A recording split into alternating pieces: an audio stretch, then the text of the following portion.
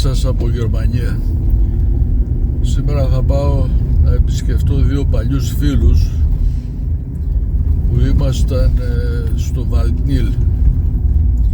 Στην περιοχή αυτή τη δεκαετία του 70 ήταν πολλοί Έλληνες εκεί που δουλεύανε σε εργοστάσια και οι γονείς μας είχαν φέρει στη Γερμανία σε ηλικία 12-14 ετών.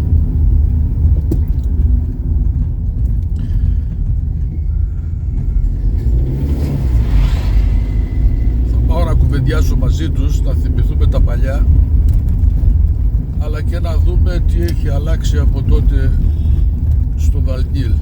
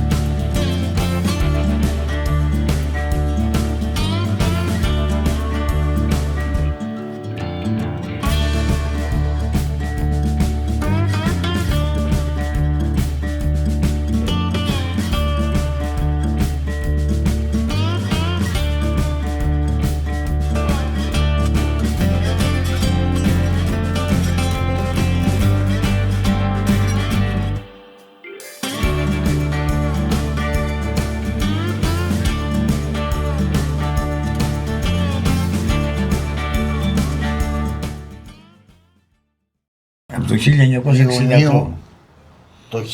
Το 2025. Εμείς είμαστε εδώ πέρα από το 68. Από το καλοκαίρι του 1968. Δηλαδή 57 χρόνια. Δηλαδή πώς ήρθατε εδώ? Δεν ήρθαμε βασικά, μας φέρανε οι γονείς μας και οι γονείς μας κάποτε βγήκαν στη σύνταξη, φύγαν και εμείς είμαστε εδώ. Κάναμε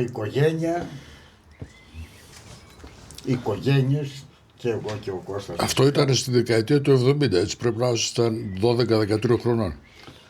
Μόλις βγάλαμε το δημοτικό. Μόλις βγάλαμε το δημοτικό, ναι. Το 68. Εγώ είχα έρθει 14 χρονών, αλλά έφυγα 17. Τότε σαν εδώ πώς ήταν τα πράγματα, τσιρικάδες που γυρίζαμε. Τότε μαζί δεν μέναμε, στο ίδιο σπίτι μέναμε μαζί.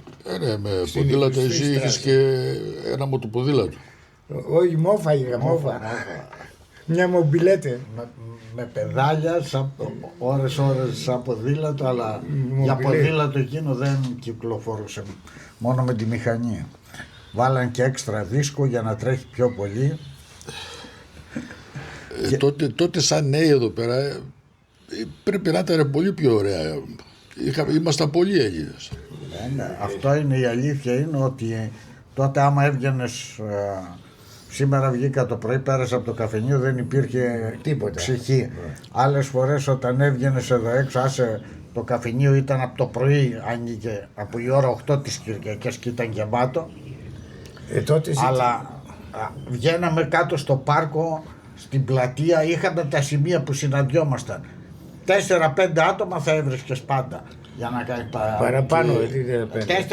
4-5 πάντα.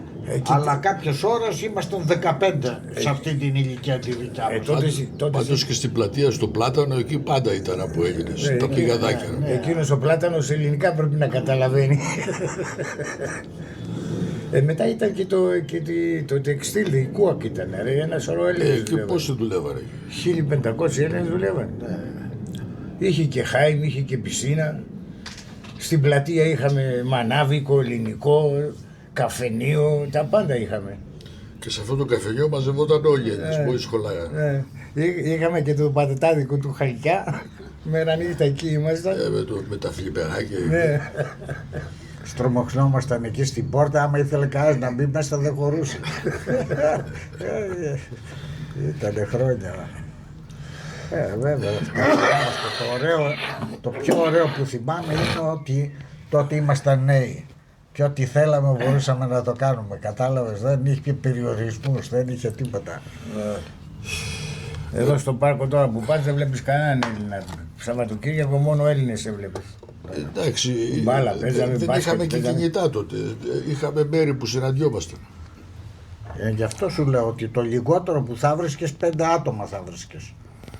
Δεν υπήρχε. Περνούσες έξω από το σπίτι, σφύριζες και ο άλλος κινητό δεν υπήρχε, κουδούνι δεν υπήρχε.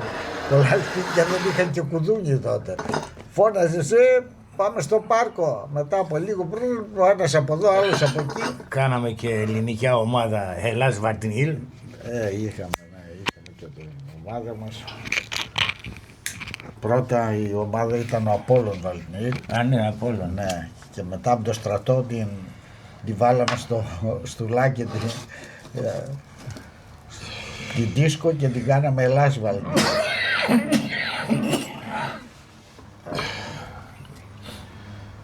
Περάσανε χρόνια.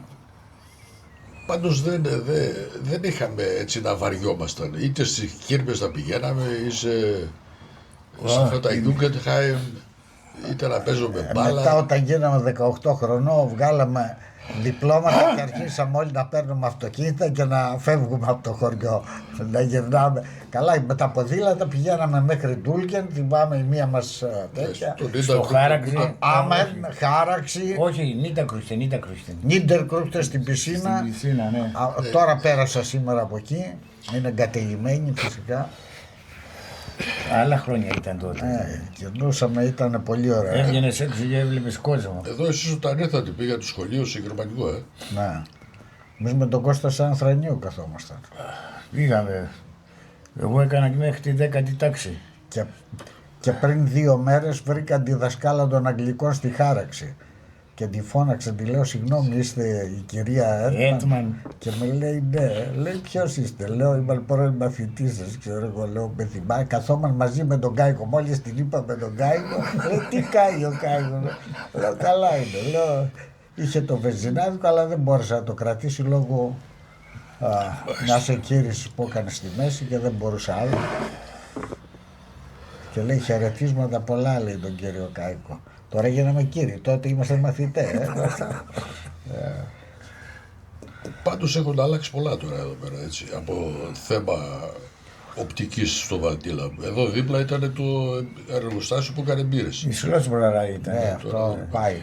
Εκείνο εντάξει. Τώρα πλατεία είναι. Και η Κούα και τα δύο εργοστάσια έχουν κλείσει.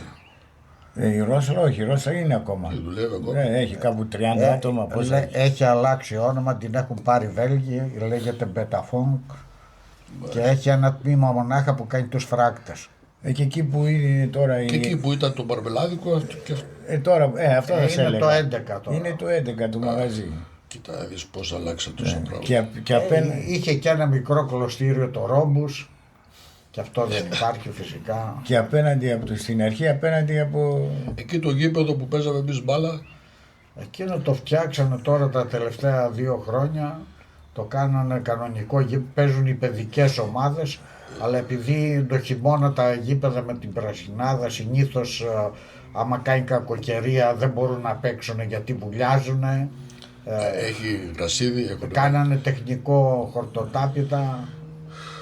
Άλλαξαν πολλά ρε. Τι ένα σωρό μαγαζιά έχουμε τώρα. Κάποτε πηγαίναμε για να ψωνίσουμε από το Άλντι, πηγαίναμε στο Κλάτπαν με το λεωφορείο πριν βγάλουμε δίπλωμα. Με τη μαμά τις τσάντες της. Παρόλα αυτά είχαμε χρόνο. Υπήρχε χρόνος έτσι για να πας μια βόλτα ή να κάνεις κάπου. Βέβαια υπήρχε. Τώρα που τα έχουμε όλα δεν προλαβαίνει κανέναν. Αλλά και η φάση ήταν με τις ενδυμασίες τότε, με μακριά μαλλιά, με παντελόνια καμπάνα. Καμπάνες, ναι. Τα περάσαμε. Τότε αφού ήταν η Κούα και εκεί, τόσοι Έλληνες δουλεύαν εκεί. Λοιπόν, θα πάμε κάποια μέρα, Τάκη μαζί, και να κοιτάξουμε έτσι να βγάλουμε κάποια τοπία πώς ήταν πριν και πώς είναι τώρα. Είπαμε, ήταν Λοιπόν, αυτά από τότε, οπότε θα δούμε και σε εικόνες αργότερα πώς είναι το Βαλτίλ τώρα. Λοιπόν, δείξε εδώ απέναντι ήταν η Σλός Πράω. Ναι, που έβγαζε μπύρες. Ναι. Τώρα δεν υπάρχει.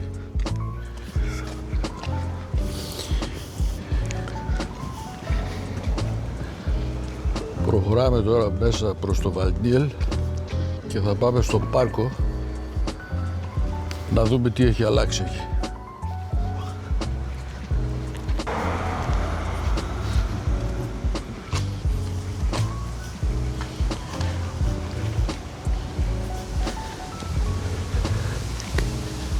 Εγώ μέχρι 2 ώρες μία και έξω περπατάω. Λοιπόν, εδώ ήταν παλιά οι κύρμες, έτσι. Ναι. Τώρα είναι πάρκινγκ αυτοκινήτων. Τώρα είναι πάρκινγκ. Érαμε στο ελληνικό το καφενείο όπου ήταν 24 ώρες ανοιχτό και μετά τη δουλειά εκεί μαζευόταν όλοι οι Έλληνες.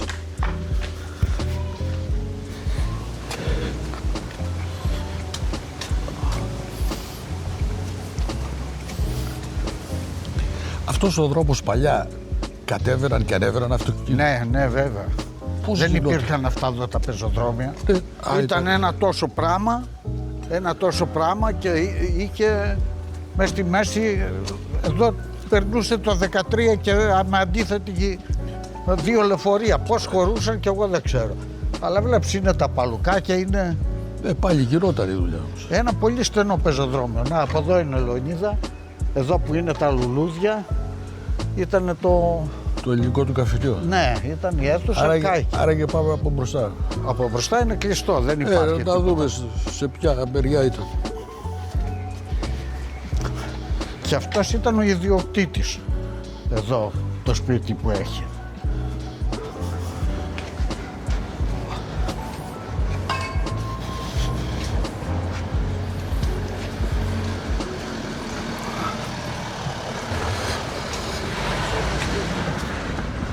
Εδώ είναι αυτό το δρομάκι που πηγαίναμε στο καφενείο.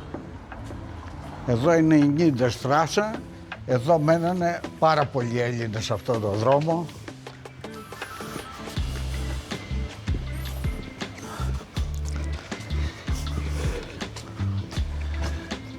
Εδώ ήταν η είσοδος, Δεν υπήρχε αυτή η πόρτα τότε. Υπήρχε, αλλά ήταν πάντα ανοιχτή. Και καμιά φορά είχαν μόνο αυτή ανοιχτή. Μόνο αυτό για να μπεις. Αλλά συνήθως ήταν πέρα για πέρα ανοιχτή. Οπότε 24 ώρες το 24ωρο υπήρχε πάντα. Ναι.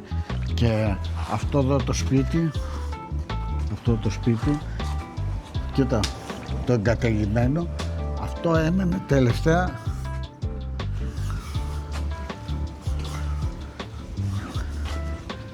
έμενε ο Γκέκας.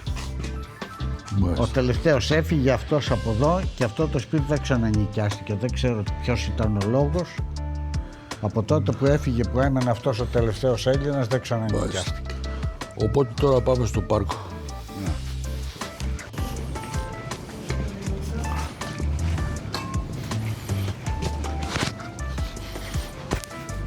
Πήγαινε μα θες μπροστά είσαι. Εδώ ήταν αργότερα το καφενείο μας, γιατί εκείνο που πήγαμε πιο μπροστά έγινε αρχές του 80, έγινε δίσκο και μετά αυτό ήταν το καφενείο μας. Τώρα είναι σπίτι κι αυτό.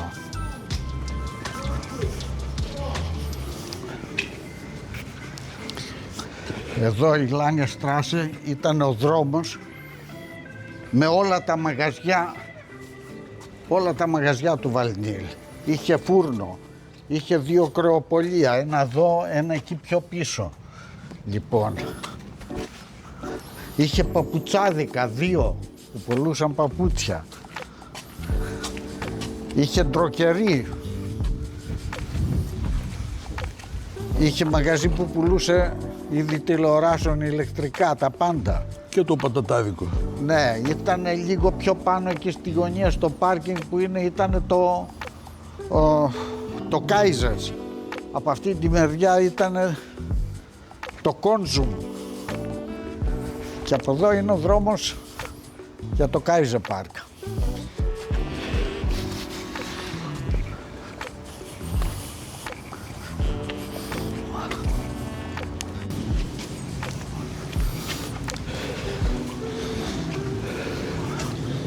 Εδώ μέσα είχαμε τους μπαξέδες μας, Λεωνίδα. Είχαμε σπιτάκια. Είπαν ότι θα το χτίσουνε. Τα παρατήσαν όλα, φύγανε. Τα παρατήσαν όλα, φύγανε. Και κοίτα, έγινε τώρα δάσος. Δεν μπορείς ούτε να περάσεις. Το σπιτάκι που είχε ο κουμπάρος Μομίτος υπάρχει, αλλά πού να μπεις, δεν μπορείς να μπεις. Πρέπει να έχεις όπως έχουν οι Νότιοι Αμερικάνοι, εκείνες στις μαχαίρες να κόβεις και να περνάς.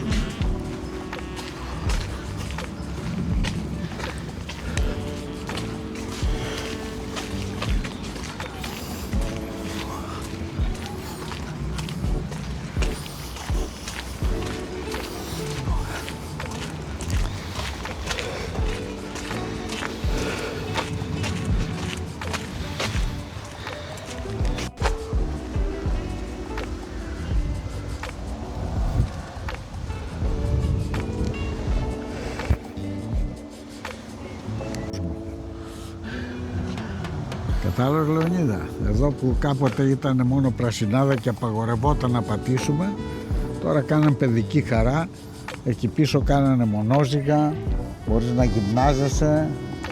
Η λίμνη κάτω εκεί υπάρχει ακόμη? Η λίμνη φυσικά είναι γεμάτο παπάκια. Κοίτα, Λεωνίδα, κοίτα τις αγριόποπιες, έχουν γίνει, εδώ γεννηθήκαν αυτά και γεννηθήκανε 3 Απριλίου. Έχουν γίνει ένα με τη μαμά τους. Εδώ έρχομαι, κάνω μονόζυγο, μαθαίνω τον εγγονό μου να κάνει μονόζυγο. Κοίτα εδώ, αυτά εδώ που βλέπεις, Λεωνίδα, κοίτα, το νερό, ξέρεις πώς ήτανε, όπως το βλέπεις εκεί έτσι ήτανε, ίσιο. Κοίτα τι έκανε το νερό. Μια νύχτα, κοίτα εδώ, διαδρόμους. Έβρεξε πολύ χθες.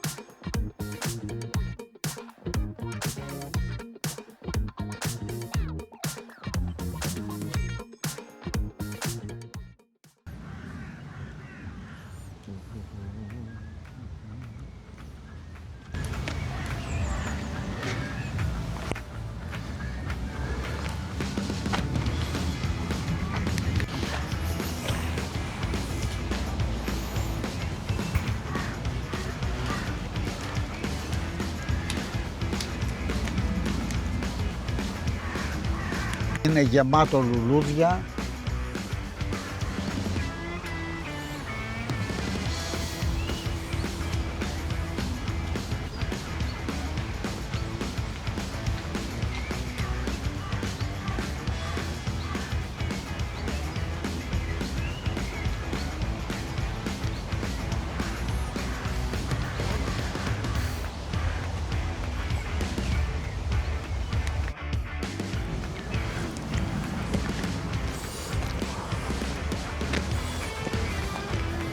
Αυτή η γέφυρα υπήρχε.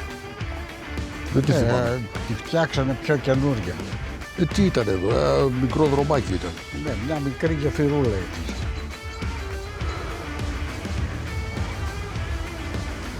Τη φτιάξανε, περνάνε και αυτοκίνητα καμιά φορά τις υπηρεσίες, αλλά βάλανε αυτό εδώ, το είχαν να μπαίνει και να βγαίνει. Ναι. Αλλά ερχόταν, το βγάζανε οι πιτσιρικάδες και το πετάγανε εκεί μέσα. Οπότε... Ας ήτανε με κλειδί, οπότε το τσιμεντώσανε. Μάλιστα. Και τώρα όταν έρχονται ο Δήμος για να πάρει τα σκουπίδια, έρχεται από εκεί πάνω, κοίτα. Τα τσιμεντώσαν και το δύο. Κάθε Δευτέρα ήταν εκεί μέσα πεταμένα Σαββατοκύριακο. Μέσα στο ποτάμι.